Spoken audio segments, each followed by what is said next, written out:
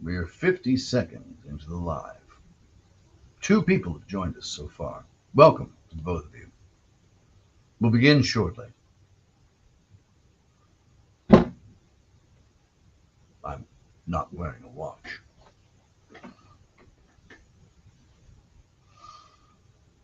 Three people. We're now 1 minute and 15 seconds into the live. Sit tight, everyone. We'll begin shortly.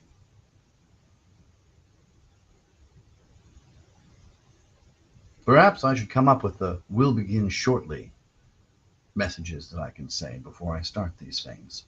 It'll be like you're waiting in line at an amusement park. Ladies and gentlemen, please hold on to your phones, especially if you are looking at me through your phone.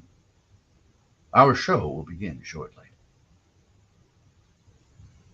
Before our feature presentation, please ensure that you are sitting down, for what Sandwich Dad may say will shock you. No, it likely won't. I just want you to be comfortable.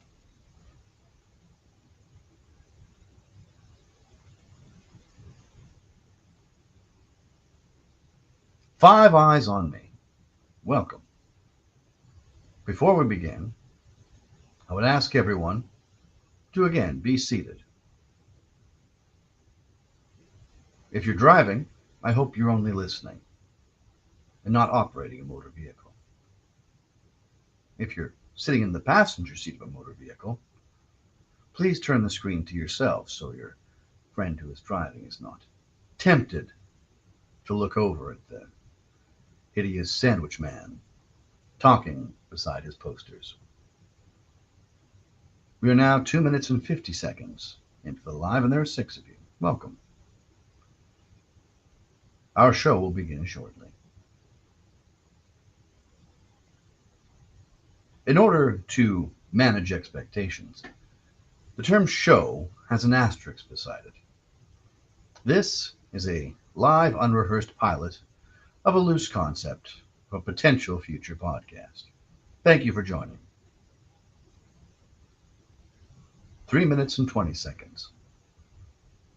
I will give it another 30 seconds before I begin. If you'd like to make yourself a quick sandwich, you probably don't have time. But you can set your phone up on your kitchen counter. I recommend next to your tub of margarine. It should hold it up quite well. Howdy from a Chichaco fan of sandwiches. Curculon, you're all right. You're not a sourdough yet, are you? To those not in the know, a Chichaco is a tenderfoot to the North Country. Hasn't yet seen the river both freeze and break in the same year.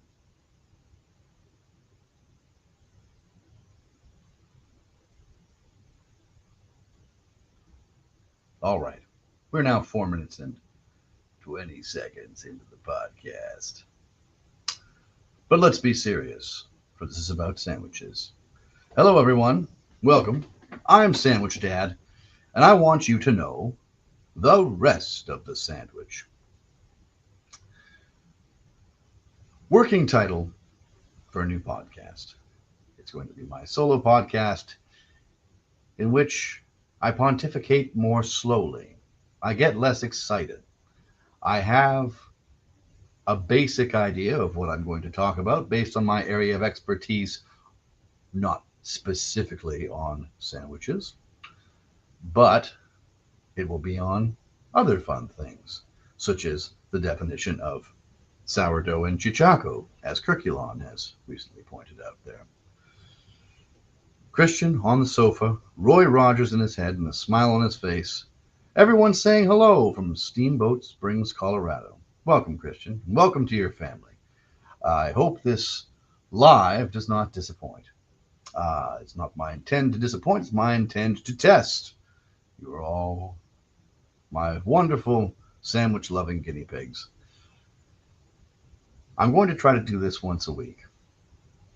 I'm going to record it, put it on the intranet for anyone who misses it, and talk slowly but surely in the dulcet tones of my feigned transatlantic mid-century accent, and talk about things that are important to me.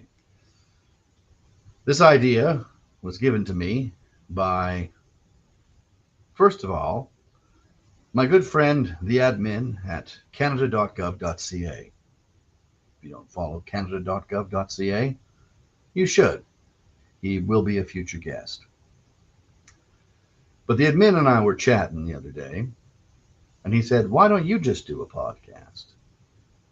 People would love to listen to your voice just talking about stuff, and you seem to know a heck of a lot of stuff." We've been talking about Dawson City, Yukon, and the Yukon in general, as the admin had just done a show up there.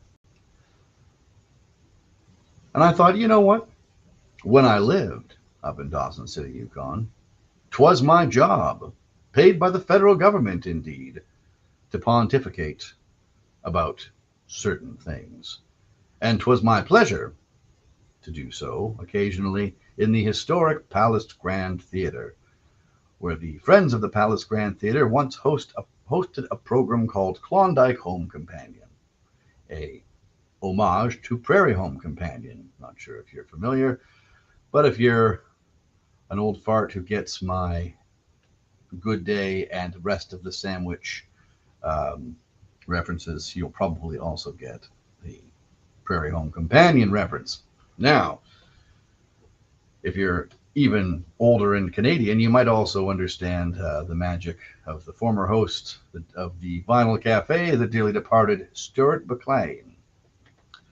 I was a big fan of the Vinyl Cafe on CBC Radio, big fan of Prairie Home Companion, but I didn't listen that much to Prairie Home Companion, but I got the gist. And one of my favorite things I ever did was just sit on stage and tell a story about a journey to the Yukon in the voice of Stuart McLean from the Vinyl Cafe. We went up the road to the cafe in Pemberton, a place where, and so on and so forth. I hope that I get a chance to do my Stuart McLean impression during this potential podcast, of which you are all a part now of the live, unrehearsed, unscripted, loosely concept pilot. But that's why I'm doing it. Because my friend, the admin of canada.gov.ca, yes, I know his name. I'm not sure if he's just still wanting people to call him admin, though. So the plan is to tell stories. That's exactly it, Christian. I'm going to tell stories. And I have a lot of stories. For example, did you know that I was an extra in Academy Award-winning Best Picture of Lord of the Rings: Return of the King? Yes, I was a Rohanian. Did you know that, you probably knew I lived in the Yukon for a long time, traveled across Canada, was once a musician? Interesting things have happened to me over the course of my life, and I intend to tell you about them and probably try to relate them back to sandwiches in one way or another. I could regale you of stories of the sandwiches I used to make in the hostel in New Zealand when I was eventually chosen to be the extra in Lord of the Rings. The many sandwiches I ate in the years I spent in Dawson City, Yukon. Sandwiches I had in Antigonish, Nova Scotia, and so on and so forth. That is the idea. But maybe for this first one, which I'm not going to keep you too long, but thank you for joining and listening in, I'd like to go over the story of how I became Sandwich Dad. No, not the dad part. That part is pretty straightforward. If you'd like me to explain in my dulcet tones where babies come from, maybe that'll be on a future podcast, but I don't think we need to go over that just yet. But how I became Sandwich Dad, well, I wasn't quite a dad yet. I was still a bachelor. How far back should we go? I've thought about going all the way back to my childhood. I sure loved sandwiches back then. Apple cheeked, round faced, tow headed young man, uh, missing teeth probably, maybe a bit of hockey hair going out of the back. That sounds about right. I'm trying to think of myself at around 10 to 12. Boy, did I love sandwiches. One second, I'm going to answer this question from Kirkulon. Were the orcs really as bad as the movie made them out to be? No, they were just really wonderful, like Tongan and Maori men um, walking around with plates of eggs. I was only on set for one day when I was on Lord of the Rings, but the orcs did eat sandwiches from craft services when I was there that day. And yeah, they really were just like really friendly, awesome, Polynesian dudes. They were great. Um, the Orcai, I suppose, were more the larger variety. I don't think there were any actual like orcs. It was more Orcai in the scenes that I was in, or at least in the day I was there. There weren't any in the scenes I was in. But anyway, but I digress. Back to my childhood. I was a sandwich-loving young man. I loved a bologna sandwich in my lunch. We all love a bologna sandwich at times. Except one little Stuart McLean there. I'm not going to go full Stuart McLean, but I am going to reference it here and there. And when I was a young man eating bologna sandwiches at my kitchen counter, often my father would come up. Now, if you don't know my father, Jim Ostrander, very intimidating man, but not intimidating in his personality. No, very kindly man. Intimidating in his great physique, as he was a bodybuilder. Well, he's still not a bodybuilder, still around with us. Saw him today.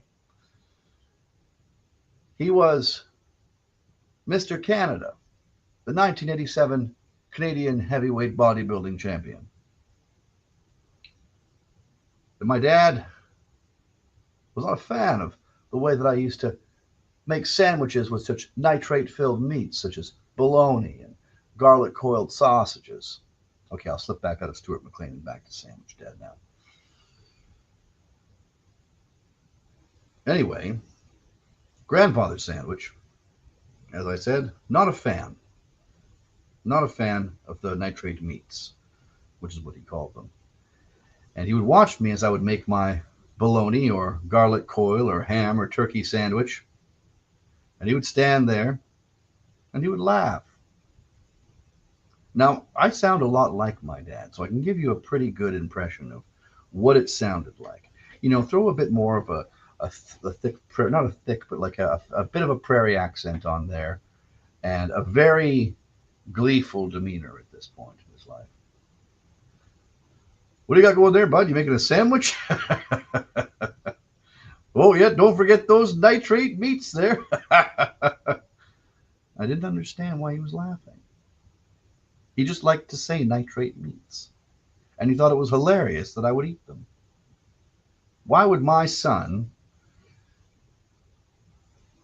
the son of me, a bodybuilder who was Mr. Canada in 1987, eat such a ridiculous foodstuff? It's so salty. It's gross. I mean, sure, I, Jim Ostrander, crack an egg into some oatmeal with wheat germ in the morning and eat a solitary can of tuna with nothing on it for lunch before I go and work out for the day. But nitrate meats, boy, they made my dad laugh. Still do, actually. But he used to watch me make a sandwich and just kill himself laughing. Oh, put on that mayonnaise a little thick there, bud. What a guy. Interesting fellow, my dad. But my dad's laughter only pushed my resolve farther to be a man of sandwiches, to grow to be a man of sandwiches, to be someone who was a champion of sandwiches in the face of, I suppose, not hostility and hostile laughter, but in the face of, I don't know what the heck it was. I'm still trying to figure it out. I should ask him why he found it so funny. But anyway, I used it as a shield, and as I grew, sandwiches were something that I would go towards him, and I would make sure that he saw me making a sandwich. I still do. if I end up at my parents' house or I'm, at their cottage, I'll make sure that I make a sandwich when my dad is around, just to see what he says. Now, my dad, really great guy, but definitely when you're 10, he's pretty intimidating. I'm taller than him now, bigger than, of course, like he's in his 70s now. Um, but at the time, when you're like, 5 feet tall and you have this like 6'1" muscle man laughing at you for making a sandwich, it's going to change you into something. And for me, it changed me into a sandwich man. And I was known as a sandwich man as I grew up, not so much at first, but among my groups of friends, it was known that if we went somewhere, I was going to order pretty much always a sandwich. I didn't always like to order hamburgers because, I have this mustache because I have a very small mouth for my face. It's not very big. I had to have a lot of teeth pulled as a kid. My mouth doesn't have a whole lot of room in it. It's hard to eat a big, tall hamburger, but a sandwich I could always manage. So I tended to get sandwiches, and if I did get a hamburger, I would squish it, much to the chagrin of my friend Brendan. But that's another story for another time, the squishing burgers story. We'll get to that in another episode.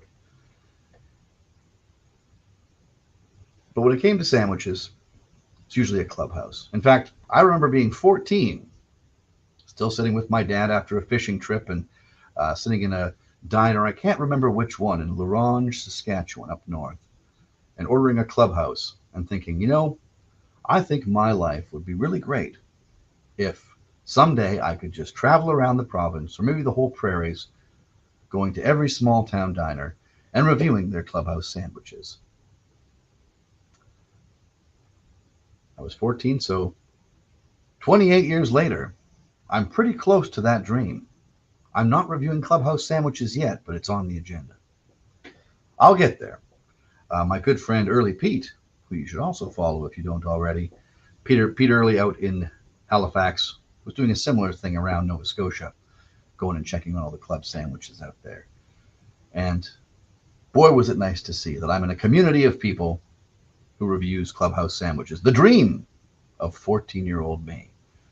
Fast forward to the future, where I was living with a couple of friends in my 20s in Victoria, British Columbia.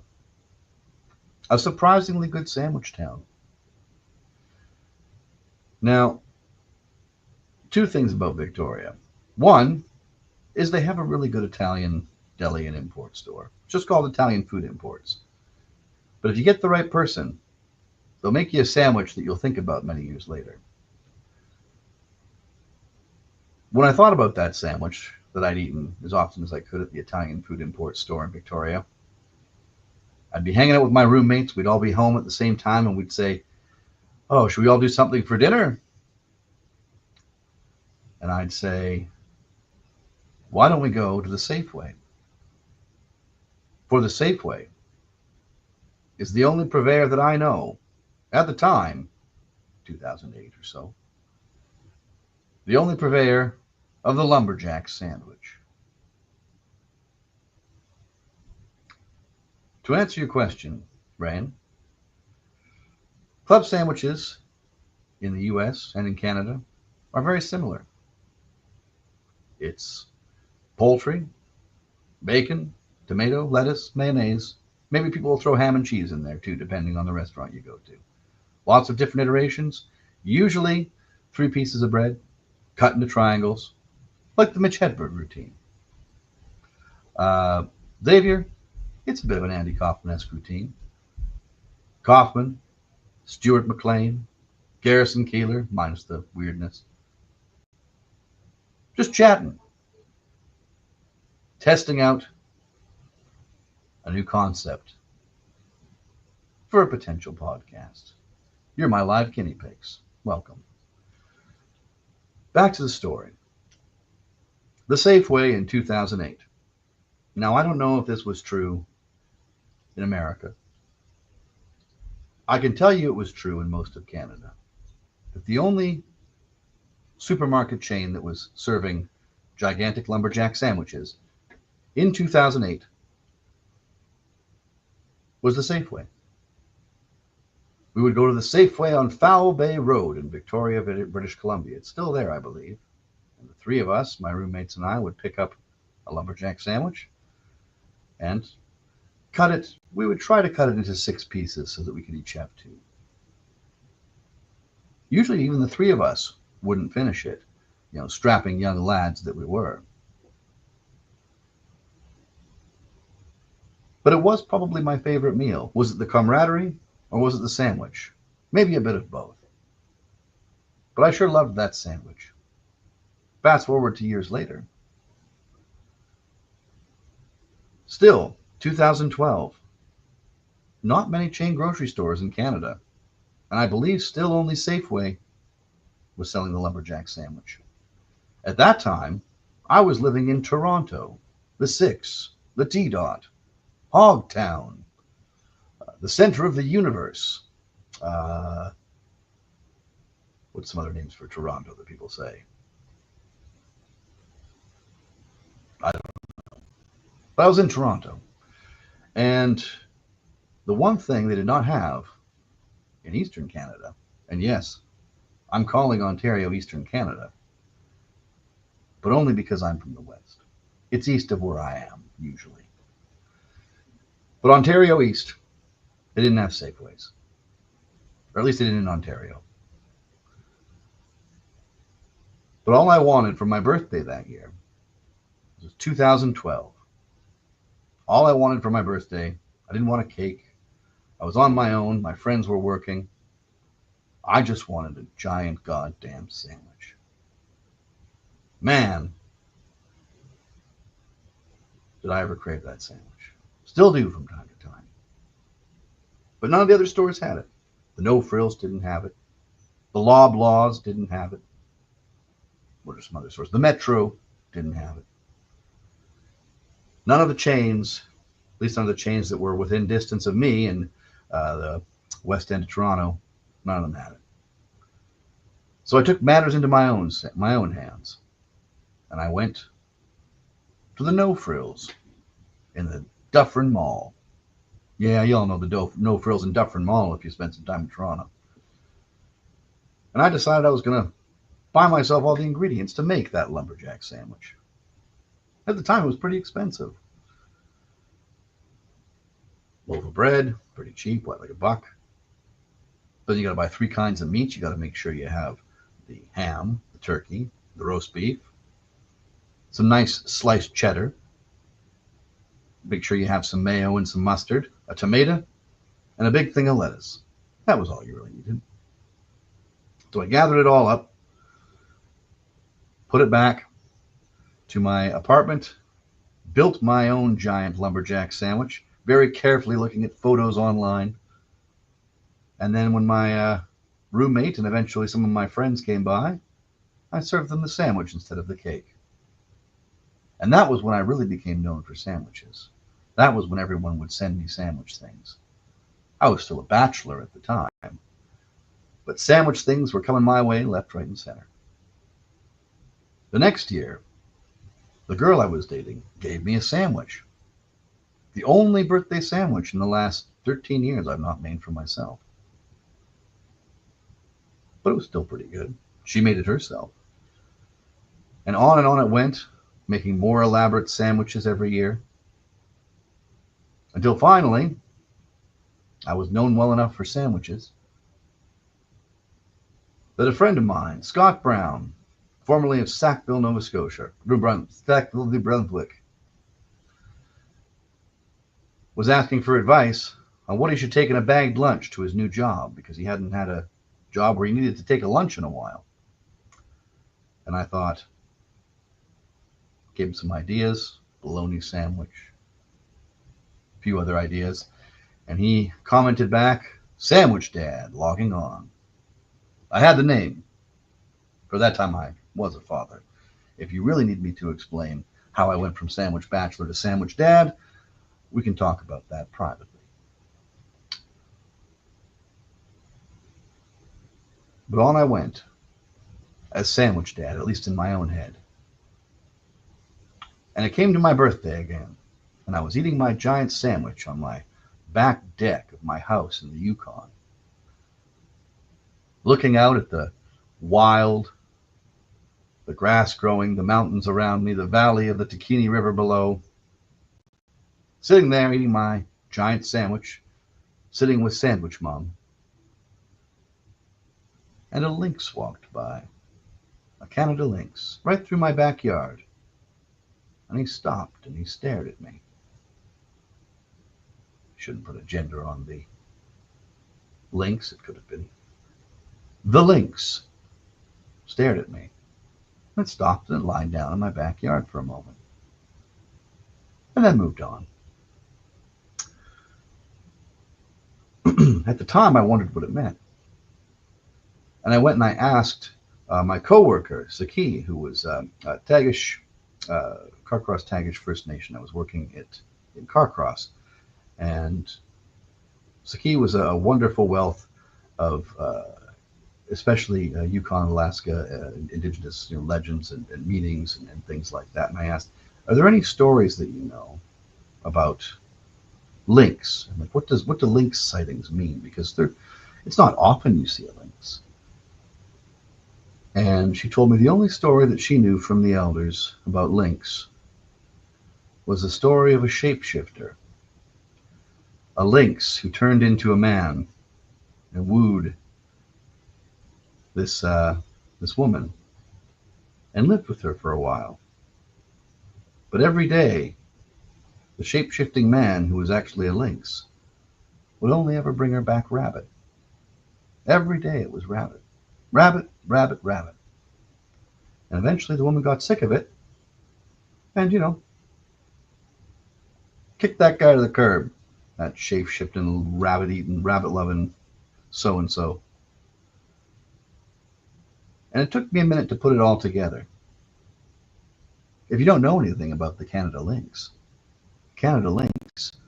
feeds almost exclusively on rabbits and hares. Doesn't bring really anything else. Rabbits and hares, they love it. And that's when I saw the connection of a singular purpose, a singular foodstuff. It all came together, not for a while actually. It was the winter after that lynx sighting that I finally put it together. And it was because I had seen another lynx at the end of my driveway when I was leaving one day. And I was like, that's it. It's the thing, the one thing. The lynx only eats one thing. I only eat one goddamn thing. Sandwiches. So I started a blog. That's right. Started writing about sandwiches. Sandwichdad.ca. I bought the domain. And I clickety-click-clacked every time I had a moment. I wrote about sandwiches. Often I'd write them when I was at my kids' swimming lessons. Sitting there, making sure I looked up every once in a while when they said, Dad, watch. And back down. Writing about grilled cheeses. And it got kind of popular locally, at least in the Yukon. There's only 40,000 people in the whole territory. But after a couple of weeks, I would walk in the parking lot to the pool. People would shout out, hey, Sandwich Dad. That's when I knew I had them. But I didn't know what to do with it. So I started an Instagram, taking pictures of sandwiches. It was okay. Went okay for a while. Kept writing, kept taking pictures. Was going to just keep doing that. Until one day, during the great pandemic, another kid came along, Sandwich Lad. And suddenly I had a lot of other things to focus on. I had to take some time off work. And I was holding this big fat baby all the time. When I was holding the big fat baby, I'd think about sandwiches. And when the big fat baby was old enough to sit down on the counter, I'd make sandwiches and I'd film them. And I filmed one for the TikTok. And it blew up. Now, as someone who was, a attempting to be an artist and musician and writer and a great number of things in my youth. The hardest part was getting people to, how shall I put this delicately, give a shit about anything you ever did. So when all of a sudden I had a video of myself making a dumb sandwich, not even a very good one, and it got 90,000 views, more views than I've ever had on anything musical or artistic or anything like that. Well, for better or worse, I abandoned the other mediums of just writing and photography, and I focused more on video making. At least I was using my media arts production certificate, I told myself. Fast forward to now, and here I am, on the internet, with you fine folks, talking to you about how I became the Sandwich Dad. As if you care. Maybe some of you do. I don't mind if you do. Doesn't bother me if you don't. But here I am. And a few of you are listening and making a few comments. People from California, like Frank. People like Christian. Saw links when he moved to Colorado. Last one you saw was 35 years ago. But have you been in Colorado that whole time? Maybe Colorado was your rabbit, Christian. I can answer questions, that is carrots. Mostly a monologue, but I'll look every once in a while. Thank you for saying I have a great voice, Chris. Chef Mario, how are you now? This is interesting for me. This is new, this live stream. The question I have for the 17 of you that appear to be hanging out with me, welcome and thank you. Are you all interested in a Sandwich Dad podcast where I tell stories and you can fall asleep to when I relate it back to sandwiches here and there? I do have a lot of stories. Not only that, I can recite a lot of Robert Service from memory, for I used to do it for a living. Reading poetry to senior citizen tourists in the woods. Man, what a great racket that was.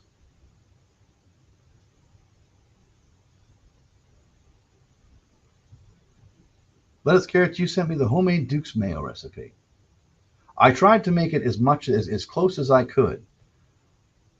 I feel like it's close.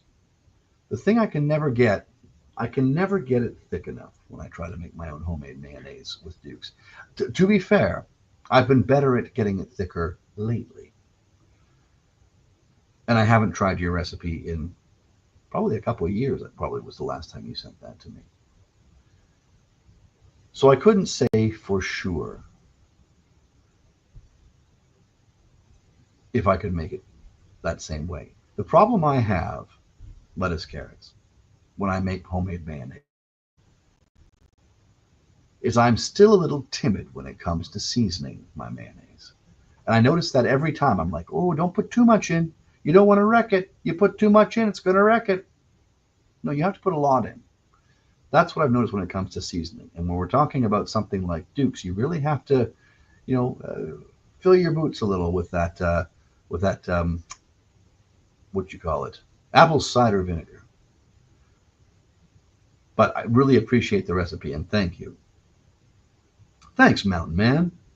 I will do more episodes. That's the feedback I was looking for. What it comes down to is I've spoken to my good lady wife, Sandwich Mom, and she has agreed to give me time on Sundays. I know it's not Sunday today, but in the future, Sundays, I hope to go live, sit here and speak to you fine folks, and then record it and put it on the various platforms later. And by various, I mean probably YouTube. Right now, I'm streaming on Facebook, YouTube, and Instagram. I'm not sure how many people are in each one, who's listening from where, doesn't matter. Happy you're here. What was I going to say? I had something else. I talked about the story of how I became Sandwich Dad.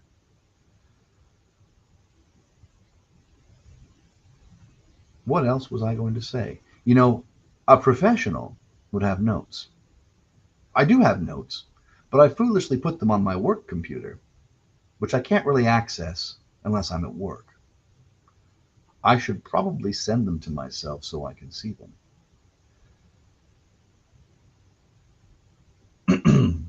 I'm happy to review the history anytime, Frank. Also, I will put this on the YouTube if you'd like to watch any of the parts that you missed. I'm glad you've enjoyed making a few of the sandwiches, Chris. I hope you enjoy the stories. Like I say, I've got a lot of them. Extra in Lord of the Rings, people I've met. I used to be a musician, traveling around Europe and Southeast Asia, and New Zealand, eating sandwiches everywhere I go. Hey, I'm going to Regina to Saskatchewan on Tuesday, and I'm finally going to go to the Italian Star Deli. I grew up in this province. I don't go to Regina very often. But everyone from here has been saying the best Italian sandwiches in the province are at Italian Star. And I will be there this Saturday. Not for any sort of event, just there with my family, trying to get a sandwich. Pardon me. Should also mention, Sandwich Mom is playing a show. That's why we're going down to Regina. She's playing a show on the Saturday, September 30th, 2025, at the Exchange at 7 p.m. Maybe she goes on at 8, I think. But that's why the family's going down there. Have I ever tried rabbit on a sandwich? You know, Omegas 13? I really should. The Lynx would appreciate it. You know, there are a lot of snowshoe hares. They're not snowshoe hares. What are they? They're a different kind of hare, aren't they? There are a lot of hares around Saskatoon. I suppose you could try to snare one. The problem with trying to snare hares in an urban setting is that you're more likely to snare a cat. And that's not fun. Not fun for anyone. Norwood sandwich at bone broth from John. Sam, I appreciate your candor. I have to try the Italian Star sandwiches. And that's cool if they're just okay. I don't mind. If I'm talking freely, a lot of the Italian sandwiches in Saskatoon are just okay or even not good. But I still have to try them. But I'm really interested in this Norwood sandwich. So I am going to look that up, Sam, and I'm going to see if I can figure out how to get that. Frank, the pea meal bacon sandwiches in Ontario, they can't be beat. Have I tried cat on a sandwich? No. No, couldn't do that, I don't think. I mean, like rabbit, a little stringy, I would guess. I've had rabbit in general. You have to cook it properly. Otherwise, it's kind of just tastes like awful, dry, terrible meat.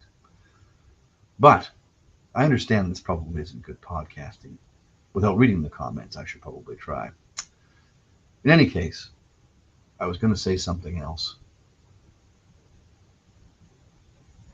What would people like to hear me talk about? Do you like the anecdotes? Do you like the stories of sandwiches? Should I finally release what the best sandwich I ever had is? I don't know. Snare a hare and make a lapin jambon beurre. Oh, c'est bien, oui, Jean. I would think a lapin jambon beurre would be good, but I would think you would have to, I think jambon beurre, maybe not even jambon, maybe just lapin beurre.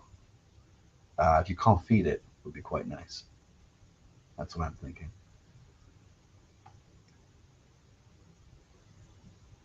Lettuce and Carrots has asked me what the temperature is up here in Saskatchewan tonight. Well, let me pull out my trusty cellular telephone. Currently, it is 19 degrees centigrade, which, if I'm translating that into Yankee units, that would be 20 is 68, so I guess it'd probably be 60, 65, 66, something like that. A nice night, not too hot, not too cold, but it is starting to cool down in the evenings up here. So again, if anyone has just sort of tuned in, we have more people than we've had so far at the beginning. This is a live pilot attempt at a podcast idea that's a little bit thin and is unrehearsed. And I was just regaling everyone with the tales of how I became Sandwich Dad and what I'm going to do with this podcast. And every once in a while, for my Canadian listeners, I go into the voice of Stuart McLean, former host of the Vinyl Cafe, talk about things from Canada, from across this great land, and so on and so forth. I would like to talk like Stuart McLean more often. Maybe someday, if we all like this new podcast enough and I work hard at it and actually get some notes in front of me and rehearse what I'm going to say, perhaps one day this podcast can reach the ultimate achievement that a Canadian radio-esque program can achieve, which is being picked up by midday CBC Radio 1 to replace the great hole that has been made by the unfortunate death of Stuart McLean. Dang, I miss Vinyl Cafe. Stories of Morley and Dave and the record store that he owned out in, what was it? Port Hope, Ontario. Was it Port Hope? Is that where they were from? I can't remember. For all of my American friends, Stuart McLean was a radio host that was, very much not the coolest guy in the world, but to certain nerds, maybe he was. Public radio programming that was about, and almost chiefly about storytelling, but would also have a live show where he'd travel around the country and read his stories, and would have live music guests, which is what this show is going to be eventually as well. I could talk about Farley Moe. I know where his old house was in the Spadina Crescent in Saskatoon, where I live. Never Cry Wolf was a great book. Owls in the Family, The Dog That Wouldn't Be, all great Farley Moe books.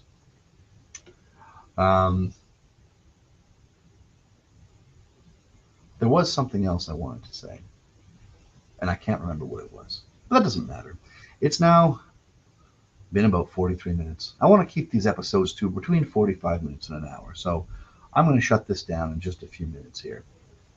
But I want to thank everybody who joined me and listened to this live program. And I hope you'll continue to listen. And I hope that you'll trust that I will have other things prepared. But I did just set up my microphone and audio interface and all of my webcam stuff here today. And I wanted to just give it a try. Also, I'm using this StreamYard system that lets me simultaneously record and stream to Facebook, to Instagram, and to YouTube. So I will be putting this on at least the YouTube platform after this. I don't think I'll even edit it. I might just throw it out there. But coming soon, you'll see it wherever you get your podcasts as well. I'll take the audio from this and I will put it out there and edit a few ums and ahs out of it. What ship is that on the wall? That's a good question. That is what I wanted to talk about. Kirkulon. You've been here the whole time and you've figured it out, my friend. I wanted to talk about my background. I'm going to work on my little corner here. This is actually my home office. I do have the Sandwich Dungeon, which some of you devotees may remember from former videos, but it's a bit more cramped in my old Sandwich Dungeon. I have pictures of sandwiches. My encyclopedia of sandwiches board was there. But I did want to talk about this ship. This ship, you will see in probably every basement in Saskatoon. Not every basement, but a lot of basements in Saskatoon. This ship was drawn hundreds and hundreds of times, sometimes slightly differently. If you were lucky, you'd get one in various colors, maybe gold on black. I think I have a gold on black one, actually. But you will see it on a lot of walls. If anyone is a fan of fellow Saskatoon creator and a friend of mine, Clayton Croker, who does the best of Saskatoon, uh, he has this in his basement, the same drawing. This is a ship that if you are from the Canadian prairies and have spent any time in Saskatoon in the last, I guess not in the last 5 years, but basically throughout the 90s and 2000s, you would know that this is a Sailor Dan. Now, Sailor Dan was a heck of a man, and he was one of those people that was just of the town. Every town has, a guy. Some town will have like a guy who dresses like a knight and is just always around, like, outside or outside convenience stores. And you're like, oh, that's just Sir Chris.